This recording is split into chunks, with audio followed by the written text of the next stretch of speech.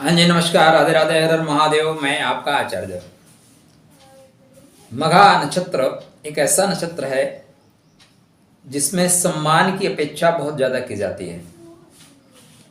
अगर आप यूँ कहें कि इन्हें जितना ऑक्सीजन की आवश्यकता है उतने ही सम्मान की आवश्यकता है, तो कहना गलत नहीं होगा।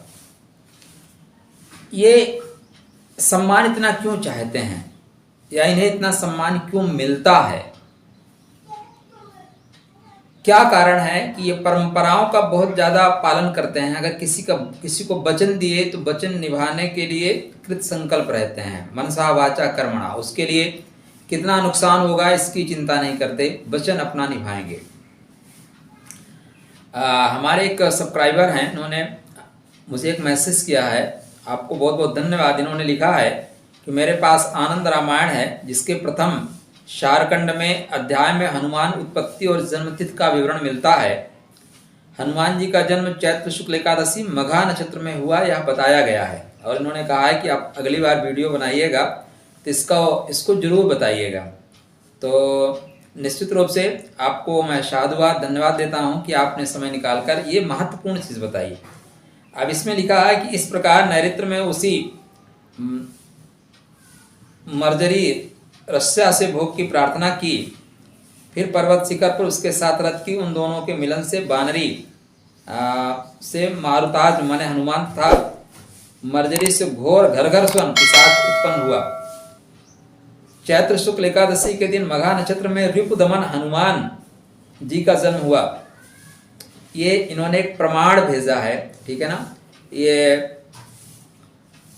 प्रमाण जो है आनंद रामायण से है, तो आपको साधुवाद धन्यवाद। तो हनुमान जी महाराज का जन्म भी मघा नक्षत्र में हुआ और हनुमान जी ने अपने सम्मान से कभी समझौता नहीं किया। लंका में जब वो जाते हैं और रावण जो है उन्हें सम्मान नहीं देता, तो वो अपने क्या करते हैं कि पूंछ से ही सिंहासन बना लेते हैं और रावण से ऊंचा सिंहासन बनाकर उस पर बैठ के वार्ता करते हैं। तो ये नक्षत्र मान सम्मान का है। मान सम्मान लेना, मान सम्मान देना, दोनों ये जानते हैं। कारण क्या है? कारण ये है, मघा एक तो सबसे ताकतवर नक्षत्र है और जिसके अंदर ताकत होती है ना, वही मान सम्मान देना और लेना जानता है। क्षमा सोहती उस भुजंग को जिसके पास गरल है, ठीक है ना। अब अगर आप के अंदर ताकत ही नहीं, आप बोलते हो जा तुझे माफ किया, नहीं, माफ करने वाला जो शक्तिशाली है वो माफ कर सकता है। तो मघा नक्षत्र शक्तिशाली नक्षत्र है। इसकी आकृति ही आप देखेंगे ना तो राजगद्दी है, पालकी है। तो ये पैदा ही होते हैं बड़े पद को प्राप्त करने के लिए। ये परंपराओं के जो पोषक होते हैं उसका मेन जो कारण है, इसके जो देवता हैं वो पितर है। तो पितर क्या है, अपनी परंपराओं में अगर आप चलते हैं तो बहुत खुश होते हैं। बाप क्या चाहता है, बेटा परंपराओं में चले, हमारे जो परिवार की परंपरा है, परिवार का नाम रोशन करे। हम चाहते भी ना संतान के हमारा नाम रोशन करे, बेटा बाप का नाम रोशन करे। इसकी जो तारों की संख्या है, कहीं 5 और कहीं 6 बताते हैं, उसमें से एक जो तारा है ना वो सूर्य जैसा चमकता है, उसकी चमक सूर्य जैसी है। तो इसलिए लोग चमक का बड़ा ध्यान रखते हैं, ठीक। अब ये है कहाँ पे, सिंह राशि में है। सिंह राशि में 0 अंश से लेकर 13-20 अंश तक है, इसलिए सिंह मान सम्मान। कहते हैं ना, शेर भूखा मर जाएगा लेकिन घास नहीं खाएगा। तो मान सम्मान अगर इनको मिलेगा तब तो ये आपका आतिथ्य स्वीकार करेंगे। अगर मान सम्मान नहीं मिला तो दुर्योधन के मेवा त्याग्यो साग विदुर घर खाई। मान सम्मान से आप इनको कुछ भी करोगे ये आपको एक्सेप्ट कर लेंगे। ईगो दिखाओगे तो आपके ईगो से ज्यादा इनके अंदर ईगो है। तो इस नक्षत्र वालों को ऑक्सीजन की जितनी आवश्यकता है उतनी ही मान सम्मान की आवश्यकता है। इनको मान सम्मान रिस्पेक्ट से आप इनसे काम करा सकते हैं। बकाया आदेश देकर इनसे कार्य नहीं कराया जा सकता, इनसे विनय से ही कार्य कराया जा सकता है, इनसे प्रार्थना से ही कार्य कराया जा सकता है। समुद्र लांघना हुआ तो जामवंत ने विनय की, का चुप साध रहे हो बलवाना, उठिए महाराज, आपके बिना कोई कार्य नहीं करेगा। वहीं पे अगर आदेश देते तो हनुमान जी जाते क्या? नहीं जाते। तो इसलिए ऐसे लोगों से जो कार्य है वो विनय पूर्वक कराए जा सकते हैं। अब अगर आपको पता है कि आपका जो बॉस है या आपका कोई भाई ऐसा व्यक्ति है जिससे काम निकलवाना है, वो इस नक्षत्र में पैदा हुआ है, तो जाके मीठी वचन बोले ना, कागा काको धन हरे कोयल काको दे, मीठे वचन सुनाए के जगह अपन कर ले। यहाँ पे ये युक्ति जो है ना 100% लागू होगी। तो उनके साथ ऐसा व्यवहार करें, उनको लगे कि नहीं ये आदमी हमारा रिस्पेक्ट कर रहा है, आपका काम टकाटक हो जाएगा। अगर आप ईगो दिखाओगे तो काम आपका वहीं रुक जाएगा।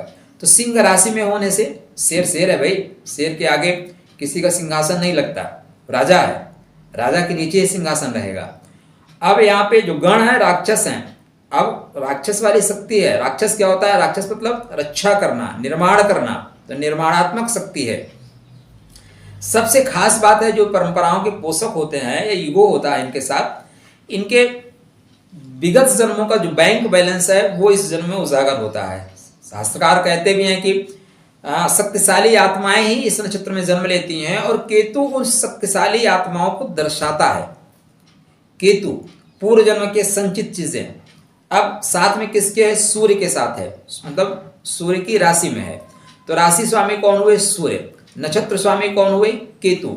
सूर्य और केतु, केतु मतलब मंगल का शुद्ध स्वरूप, केतु मतलब मुक्ति। मुक्ति कब मिलती है? जब आप कर्मों को जो है आप तलवार से काट सके, कर्मों से मुक्त हो सके।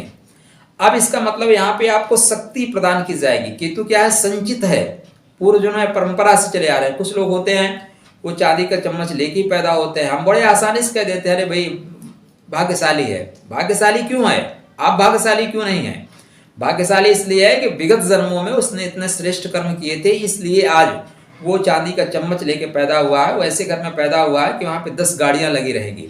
एक गाड़ी खरीदने के लिए आप जीवन भर वेट कर सकते हैं, लेकिन वो पैदा ही हुआ है ऐसी जगह क्योंकि उसके पास पूर्व जन्म की थाती है, बैंक बैलेंस है।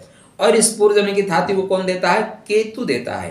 केतु पूर्व जन्म के जो आपके कर्म है उसको इस जन्म में लाके दे देता है लोग। तो सिंह राशि में हो गए और केतु का जो है प्रभाव मिल गया। तो आपको जीवन में ऐसा पद मिलेगा जहां से आपको मान सम्मान मिलेगा। अब आप अपने क्षेत्र में एसडीएम बन जाइए, डीएम बन जाइए, या इंस्पेक्टर ही बन जाइए, एसओ बन जाइए। जहां वो डंडा लेके खड़ा हो जाएगा ना, आप चाहो या ना चाहो सम्मान तो देना ही पड़ेगा। अगर आपका गुरु का प्रभाव आया तो प्रिंसिपल बना देगा, कड़क टीचर बना देगा, मान सम्मान मिलेगा। या मंगल का प्रभाव आया, कर भाव का स्वामी यहाँ पे चल रहा है, कस्टम का स्वामी से कनेक्ट हो गया, महान खिलाड़ी बना देगा। कौन खिलाड़ी बनाएगा? महान खिलाड़ी। ऐसे खिलाड़ी जिनके आगे सभी लोग झुकेंगे, सम्मान करेंगे, प्यार से करेंगे। आप राजनेता हैं, दशमेश आपका यहाँ पे गोचर कर रहा है, लग्नेश गोचर कर रहा है, तो आप ऐसे राजनेता बनेंगे कि जहां जाएंगे लोग बैठे नहीं रहेंगे, लोग खड़े हो जाएंगे। इसके साथ इसकी जो शक्ति है, त्यागी से पानी शक्ति, मुक्त कर देना, वो मुक्त कर देती है। किससे मुक्त करेगी? आपके अड़चनों से मुक्त कर देगी, आपके परेशानियों से मुक्त करेगी। आप किसी के पास गए, नेताजी के पास परेशानी लेके, वो आपके परेशानियों से आपको मुक्त कर दिए। आप क्या होंगे? सदा सदा के लिए उनके प्रशंसक हो जाएंगे, सदा सदा के लिए उनके फॉलोवर हो जाएंगे। तो ये जो शक्ति है ये परंपराओं को मानने वाली है। इसीलिए जब मघा नक्षत्र में उत्पन्न हुए लोग अपने पितरों के या परंपराओं का वहन करते हैं, तो ये लोग कहते हैं कि नहीं, हमारे ऊपर हमारे पितरों की विशेष कृपा है। जब ये लोग परंपराओं को तोड़ देते हैं तो इनके पितर नाराज हो जाते हैं। बहुत से ऐसे लोगों को आपने देखा होगा, बाप का साया होने पे बहुत विकास करते हैं, लेकिन बाप का साया हटते ही उनकी विकास की जो गति होती है वो धीरे धीरे नीचे चली जाती है। तो इस नक्षत्र में जो लोग पैदा हुए हैं, निश्चित रूप से उनके अंदर मान सम्मान की चाहत बहुत होती है। चाहत होने के पीछे सिंह राशि राजयोग कारक राशि है, राजयोग कारक लगन है, और यहाँ पे केतु का प्रभाव, साथ में पितरों का आशीर्वाद, पितरों का आशीर्वाद भी इन लोगों को मिलता है। तो ये लोग जहां भी जाएंगे मान सम्मान के साथ ही कार्य करेंगे, मान सम्मान से समझौता नहीं करेंगे। शायद महाराणा प्रताप के कुंडली में भी कुछ ऐसा रहा होगा, तभी उन्होंने कहा कि नहीं, घास की रोटी खा लेंगे लेकिन मान सम्मान से समझौता नहीं करेंगे। तो मघा नक्षत्र में उत्पन्न हुए जातकों के अंदर अगर ये भावना आपको दिखाई देती है कि ऑक्सीजन की जितना ही है, ऑक्सीजन से अधिक आवश्यकता उनको मान सम्मान की है, तो कदाचित ये गलत नहीं होगा। मघा नक्षत्र वालों का कर्म व्यवसाय क्या होगा? स्पेशली अगर कर्म व्यवसाय की बात करें तो, या 4 चरणों की बात करें, तो फिर नेक्स्ट वीडियो वार्ता करते हैं ना। अगर चैनल को आपने सब्सक्राइब नहीं किया सब्सक्राइब कर लीजिए, आपको नवीन जानकारी यहाँ से प्रदान की जाएगी। आपके लिए राधे राधे।